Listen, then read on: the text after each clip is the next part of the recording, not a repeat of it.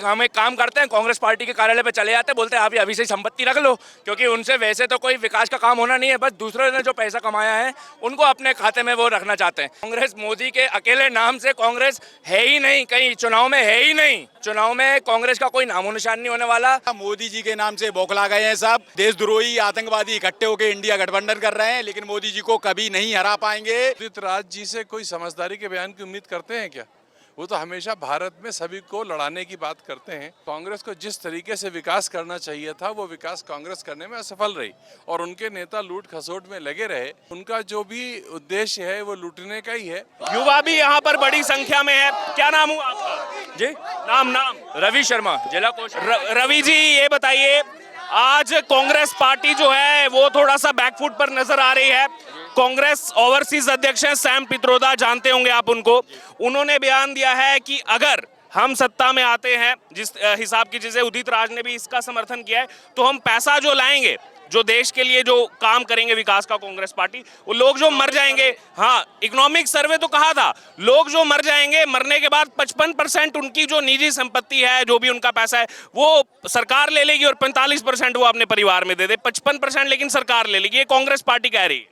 ये उनकी हमेशा से ही, खैर कांग्रेस पार्टी का हमेशा यही चरित्र रहा है, जो मेरे बाप दादा ने हमारे लिए कमाया हुआ है, तो अब हम एक काम करते हैं, कांग्रेस पार्टी के कार्यालय पे चले जाते हैं, बोलते हैं आप अभी से संपत्ति रख लो, क्योंकि उनसे वैसे तो कोई विकास का काम होना नहीं है, बस दूसरों ने जो पैसा कमाया है उनको अपने खाते में वो रखना चाहते हैं। उनको कोई लोगों की भलाई से कांग्रेस पार्टी को कोई मतलब नहीं है।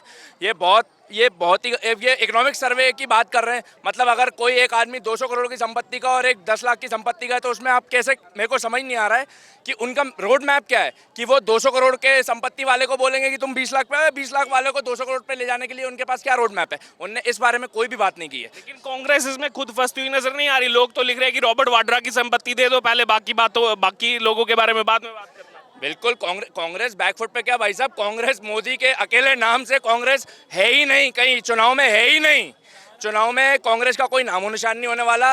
वो सिंपल सी चीज़ है, अब की बार 400 पार का नारा एकदम सही है। हमारे एनडीए की सरकार 400 पार सीट लाएगी, 100% लाएगी। अच्छा, मोदी जी आज मध्य प्रदेश के दौरे पर हैं और उन्होंने चुनावी जनसभा में LIC का नारा जो है उसको चेंज करके दोहरा दिया। LIC का जो नारा है, जिंदगी के साथ भी जिंदगी के बाद भी। पीएम मोदी कह रहे हैं कांग्रेस पार्टी क्या करती है, कांग्रेस पार्टी जिंदगी के साथ भी लूट, जिंदगी के बाद भी लूट। बिल्कुल सही चीज़ है। आप कांग्रेस पार्टी के कार्यकाल में देख लीजिए कितने स्कैम नहीं हुए, कितने घोटाले हुए। 2014 के बाद से कोई घोटाले नहीं, इनके सिर्फ मनगढ़ंत स्कैम जो ये बताते रहते हैं ये इंडी गठबंधन वाले। उसके अलावा इनके पास कोई ऐसा तथ्य नहीं है कि हमारे मोदी पे और हमारे एनडीए की सरकार पे कोई भी स्कैम का, कोई भी करप्शन का आरोप लगा पाए। और ये इकोनॉमिक सर्वे पर क्या लग रहा है आपको? ये इन्होंने कोसते रहे पीएम मोदी को, लेकिन अब खुद इनके नेता ही वो बयान दे रहे हैं कि लोग मर जाएंगे तो उसके बाद संपत्ति उनकी। मैं आपको वही तो बोल रहा हूँ, इनके पास कोई रोड मैप नहीं है। क्या है, उनको साफ साफ पता है सरकार में तो हमें आना नहीं है, तो कुछ भी ऐलान कर दो, इससे क्या ही फर्क पड़ना है। आप मनाते रहिए, ख्याली पुलाव पकाते रहिए, इससे कोई फर्क नहीं पड़ता। आपका क्या नाम? एक शिवा सेंगर नाम है। एक ही बात कहना चाहूंगा, मोदी जी के नाम से बौखला गए हैं सब देशद्रोही आतंकवादी इकट्ठे होकर इंडिया गठबंधन कर रहे हैं, लेकिन मोदी जी को कभी नहीं हरा पाएंगे।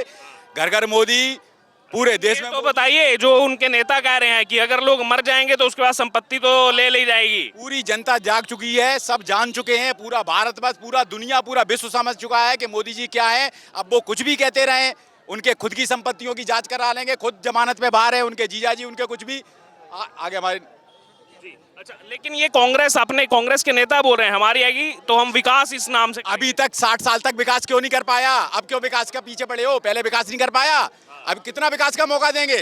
हो गया ना जितना करना था विकास। जनता को दिख गया कि विकास कौन कर रहा है। मोदी जी झटके में गरीबी हटाने की बात कर रहे हैं। कौन? कांग्रेस। वो गरीबों को ही हटा देंगे, गरीबी नहीं हटाएंगे, वो गरीबी को ही हटा देंगे।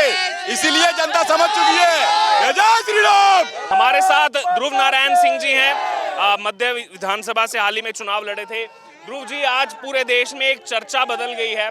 सैम पित्रोदा आप जानते होंगे, ओवरसीज कांग्रेस के अध्यक्ष हैं, राजीव गांधी, इंदिरा गांधी के साथ काम किया, अभी राहुल गांधी का पूरा टूर सेटअप करते हैं बाहर। उन्होंने जो बयान दिया है कि अगर जैसे अमेरिका में है कि जो मर जाता है उसके बाद 45% संपत्ति उनके परिवार की, 55% संपत्ति सरकार की। ये आपने भी सुना होगा। क्या कहेंगे कांग्रेस के इस रोड मैप पर आप? देखिए, क्या है कि भारत को अमेरिका से मिलाना, अमेरिका एक संपन्न मुल्क है, अमेरिका एक डेवलप्ड मुल्क है, भारत एक प्रोग्रेसिंग है, यहाँ पे लोग बड़ी मेहनत करके संपत्ति अर्जित कर रहे हैं। अगर वो संपत्ति उनके मरने के बाद उनके बच्चों से महरूम कर ली जाएगी, उनके बच्चों को महरूम किया जाएगा संपत्ति से, तो ये तो बहुत दुखद बात होगी, क्योंकि ये अमेरिका नहीं है और बहुत लोग ऐसे हैं जो अपने पुरखों की जायदाद खेती बाड़ी पे ही काम चला रहे हैं। अगर उनकी 55% ज़मीन अगर सरकार ले लेगी तो वो बेचारे क्या करेंगे। तो ये बयान तो उनका बहुत ही गैर जिम्मेदाराना है और कांग्रेस की मानसिकता को दिखाता है। और राहुल गांधी जी वैसे भी देश को तोड़ने वाले बयान लगातार दे रहे हैं। जैसे कभी वो कहते हैं कि मैं जातिगत जनगणना कराऊंगा। अब ये एक तरीके से हिंदुओं को विभाजित करने की बात है, जबकि इंदिरा गांधी कहती थी कि मेरी लाश पे जातिगत जनगणना होगी। उसी पार्टी में उन्हीं का नाती आज ये बात कह रहा है। कांग्रेस का डिक्लाइन किस तरह हुआ है, किस तरह उसको डिटेरिएशन हुआ है सोच में, ये दिखाता है। तो सैम पित्रोदा भी अछूते नहीं है, उन्होंने भी इस तरह का गैर जिम्मेदाराना बयान दिया। जितना भी पलटते रहे, कुछ दिन पहले भी उन्होंने कहा था कि जो भारत का जो मिडल मैन है, जो आम आदमी है, वो बहुत सेल्फिश है, उसको इतना सेल्फिश नहीं होना चाहिए, हम और सरकार बनेंगे और उनसे 10% टैक्स लेंगे। देखिए क्या है कि टैक्स लेने देने में भी किसी को दिक्कत नहीं है, पर क्या है कि उसको रैशनलाइजेशन करना पड़ेगा और आप एकदम से टैक्स को ओवरलोड नहीं कर सकते। सैम पित्रोदा जी जैसा कह रहे हैं, आप किसी को लूट नहीं सकते। सरकार का मतलब ये नहीं है कि आप किसी की जेब में हाथ डालें।